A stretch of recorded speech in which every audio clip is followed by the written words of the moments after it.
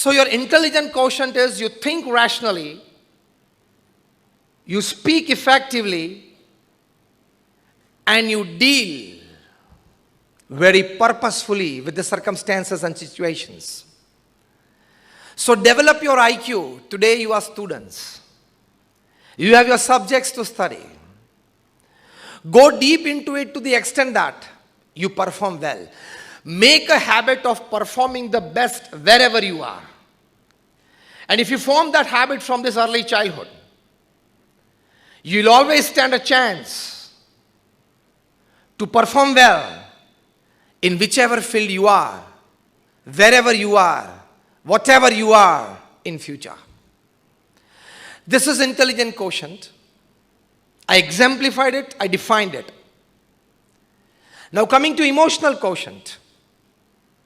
What is emotional quotient? Until the 1980s and 1990s, everybody in the management field, everybody in the technical field, they felt that only a good amount of knowledge, only a higher intelligence can perform well. But after the 90s, the scenario changed.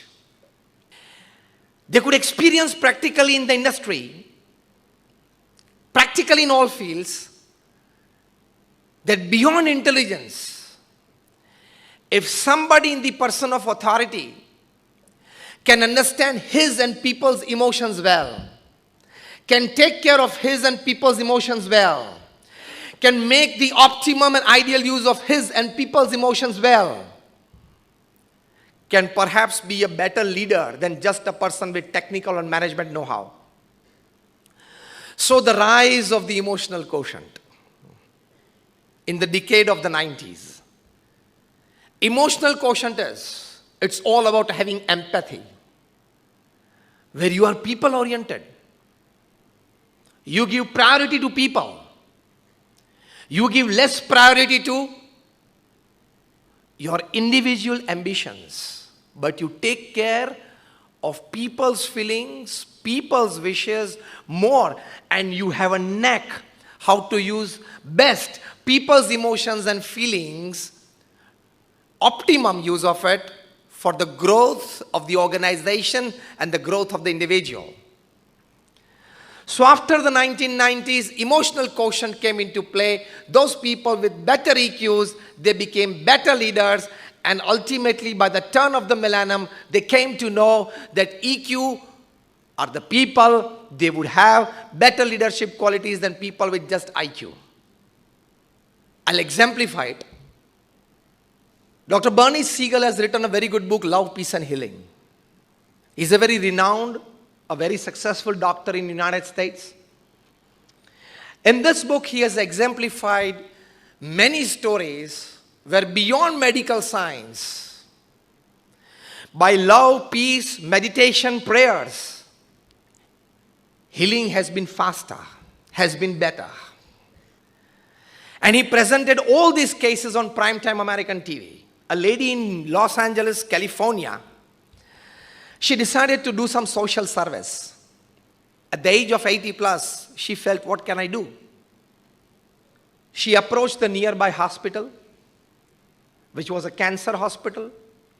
She asked the doctor that, can I get the photographs of patients who are suffering from 4th stage cancer?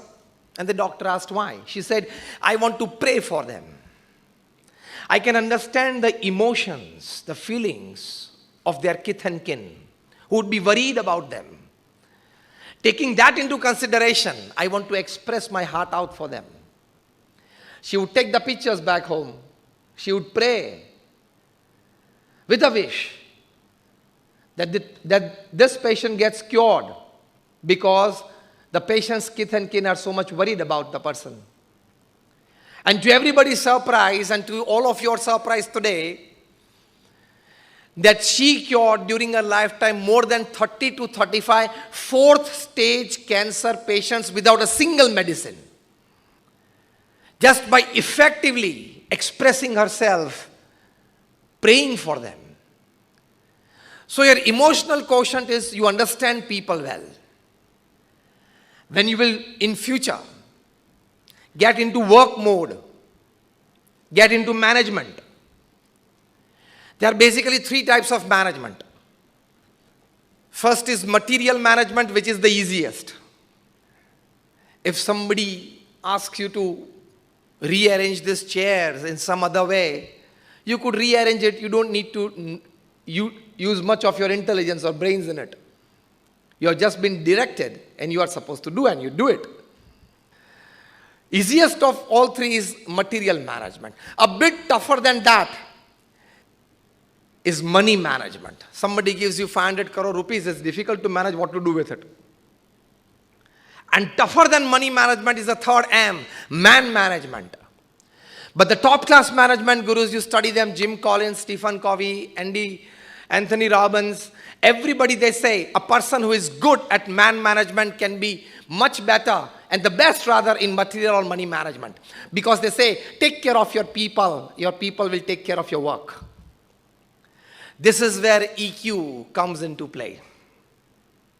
This is called emotional intelligence. So emotional intelligence is all about empathy. So I exemplified and defined emotional intelligence. Coming to spiritual quotient, spiritual intelligence. You might all have heard the name of Abraham Lincoln, who was the President of the United States, but perhaps the most famous President of the United States. Yes or no? Raise your hands. Abraham Lincoln, when he became the president after losing 16 elections and winning on the 17th one, he sat down to decide his cabinet. His personal aide was just beside him.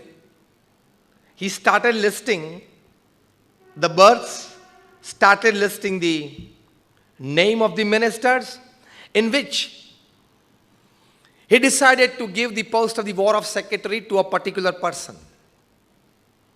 His secretary beside him said, "Sir, if you don't mind, can I interrupt?" He said, "Yes." "Sir, when you are giving this very important, critical post to this person, do you know that he denounces you as a clown in public? Do you know that he opposes your policies in public? Do you know that during meetings of the cabinet, is not in tune with your opinions?" Abraham Lincoln goes, "Yes, I know. I know it."